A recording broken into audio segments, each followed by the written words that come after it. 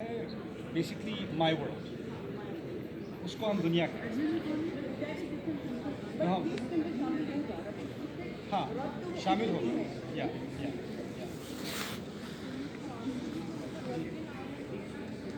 वो तो आपको ग्रामर सीखनी पड़ेगी। बेसिक डिफरेंस ये है कि जब आप बेसिक ग्रामर लेसन हो जाएगा, लेकिन जो रब्बू है ना, इसको मरफूआ कहते हैं, ये 8 सिचुएशंस में अरबी में इस्तेमाल होता है। और जो रब्बी है, मजरूर है, ये 2 सिचुएशंस में इस्तेमाल होता है, 3। उनमें से एक फातिहा। जब आप रब्बुल आलमीन कौन सी 8 सिचुएशन में फिर ग्रामर लेसन हो जाएगा, राइट? तो ये इनकी कंडीशंस होती हैं। यहाँ से वो बात ये हो रही है कि रब्बी की वजह से बग़ैर ग्रामर इस्तेमाल की मैं ये समझाता कि इसका डायरेक्ट ताल्लुक़ बन रहा है अल्लाह ताला के लफ्ज़ के साथ, तो इसको आप अलग स्टेटमेंट नहीं समझ सकते क्योंकि रब्बी है।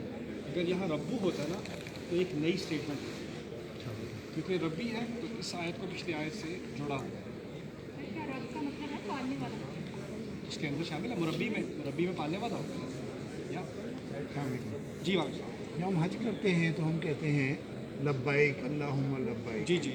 उसके साथ है इन्नल हम्दा, इसको भी थोड़ा सा आप एक्सप्लेन कर दें। जो हम्द के इन्नल हम्दा व निअमता लका वल मुल्क ला शरीका लक, वो भी दोबारा इन्ना जो है वो इसको कहते हैं लिइज़ालत शक को दूर करने के लिए इन्ना कहा जाता है।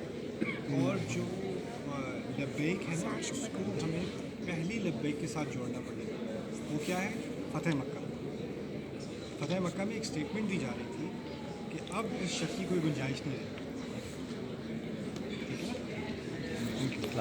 सर, आपने इजाज़त शर्त में जिस तरह बताया कि 3 सिचुएशन है, एक तो ये सिचुएशन है कि जिसमें कोई कोई इनकार कर रहा है, और एक है कि बिल्कुल इत्तेफाक है, और एक है शक है। तो इतना लगा है शक को दूर करने के लिए। तो अलहम्द में तो आप ये कह रहे हैं कि ना शक के लिए वो अलहम्द इसलिए आया कि उसमें तो पक्का इत्तेफाक है ना जी। लेकिन इनकार अगर हो जाए फिर पहली सिचुएशन हो तो असल में खातिबुन्नास जो खिताब होता है ना, वो सियाक के मुताबिक होता है।